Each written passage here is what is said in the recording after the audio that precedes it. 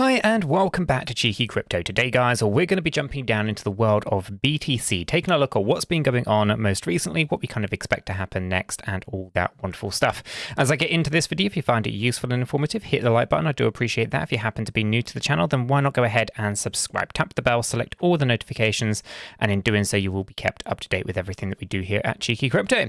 Okay, let's make a start with this. Bitcoin paired up with USDT on the hourly chart. Binance is the data source. And as you can kind of see, we're still kind of ranging sideways. We kind of spoke about this morning on Twitch. Essentially, we kind of have the upper area here on the higher side at 18,190 and on the lower side just down here at 15,597. Okay, so we can kind of see that we're just ranging sideways. So we did have a couple of key areas that we were witnessing before, such as this high area at 17,190 and this low down here that's recently been broken, and this one came in at 16,181.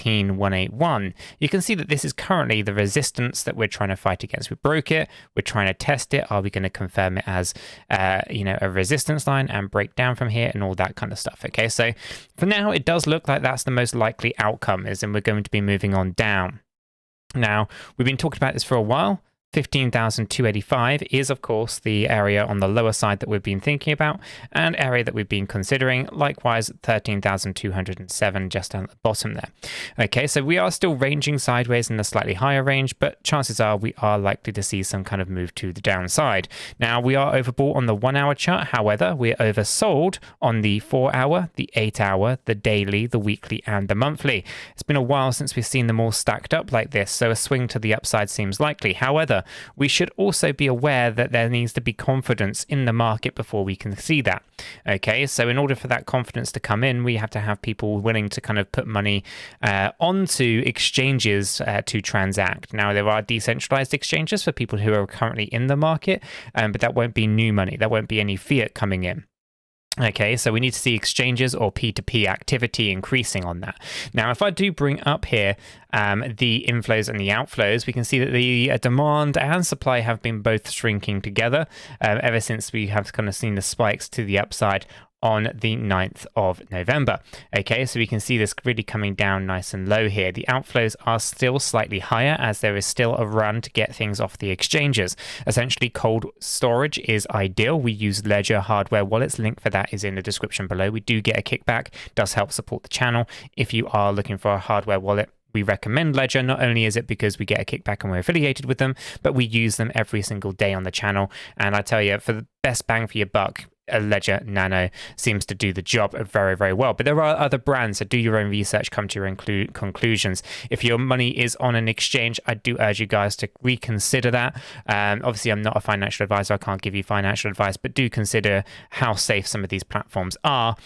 We don't want to see anybody losing their money because, of bad actors in the space. So cold storage is ideal. So with that, we can see continuation of basically BTC leaving the exchanges.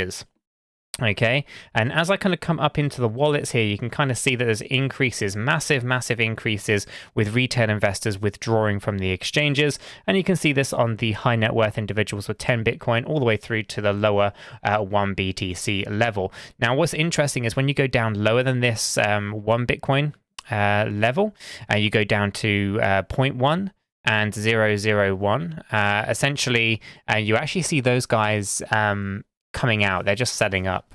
So less than 1 Bitcoin seems to be shaken out of the space after the recent kind of noise and things that have been going on with FTX, Alameda Research. And I think there's over 100 companies now that have filed for bankruptcies on the back of this thing. So do be aware that there's a lot of cold storage stuff going on, but these guys potentially are going to have to look to offload these in the future, in my opinion, as the recession kind of continues. Now, when we go up into the higher sized wallets, we can see that they're all coming out, right? You can see that the whales are coming down. We can see that the 100 Bitcoin or more, the sharks here are coming out of their positions, and the Krakens really haven't done terribly too much. Okay, they're not spiking up, they're not dumping down or anything like that. So just be aware that until the retail money sells to the whales, I'm not expecting this bear market to be over. Okay, essentially these guys will want to buy the cheaper Bitcoin and they will be buying it from retail investors. And eventually those retail investors will sell. Now, on the back of all of that, we have to kind of consider that in order for retail money to sell, they need to feel more pain, right? And at the moment, there's a lot of decreases in saving accounts, and there's a lot of increase in credit card debt, which basically means that's how people are surviving. That's how they're continuing to keep up with current rate of inflation. They're basically spending their savings, and they are spending on credit cards. Eventually, though, they're going to max out those credit cards, and they're going to deplete their savings. And when that happens, they're going to turn to other assets that they have to liquidate. And that is where I think we are going to see the whales basically buying up the cheap Bitcoin from the retailers as they basically burn through all available cash outside of BTC, for example. Okay, so just keep an eye on it. The bigger economic climate, it is not fantastic. It is definitely going to be steering us into more downside, in my opinion. But before we see that, we might actually have a bit of a bounce to the upside. Okay, so we come down just a little fraction lower, we bounce up a bit. Okay, and this bounce to the upside does have to rely on people willing to kind of back an exchange, maybe Binance, maybe Kraken, maybe something else, right?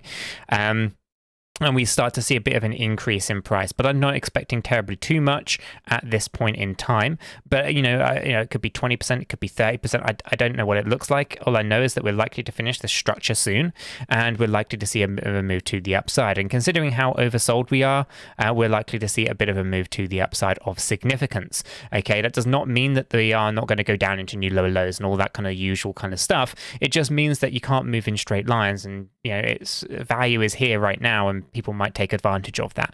Okay, so just kind of keep these things in mind. Could be a good opportunity to dollar cost average at these kind of low points, anywhere really between $13,000 and $15,000 in my mind makes the most amount of sense for BTC. Dollar cost averaging here, and then just seeing what structure appears. Maybe it's only a 10% move, but is a 10% better off by doing that, then we can exit later and then pull back down and so forth. Now, we do have to be really cautious because the fallout of FTX is yet to be fully seen. There's still a lot more to kind of go, and those assets will be up for sale soon, right? They'll all be auctioned off. So just bear in mind, there are people circling, and there are people looking at buying up those assets at cheaper rates.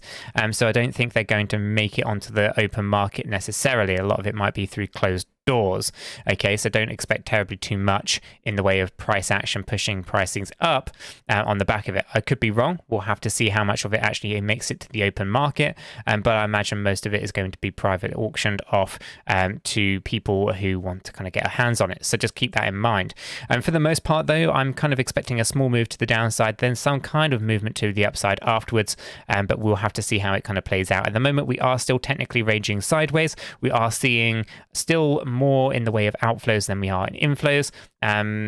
But for the most part, there's very little demand coming in here because people haven't got the confidence to come onto the exchanges yet to accumulate. So just kind of keep these things in mind. If you're going to be on exchanges, be on there for as little time as possible. So in and out of those exchanges and get it into cold storage. I'm going to leave this video right there, guys. If you have found this brief update on BTC useful and informative, smash the like button. I do appreciate that. If you're new to the channel, subscribe, tap the bell, selecting all the notifications, and you will not miss another video. Join us down in the Discord. It's a centralized hub of everything. It's the first place we go to notify people of the ins and the outs of this industry. So link in the description below. Check it out. Until the next one, have a fantastic day.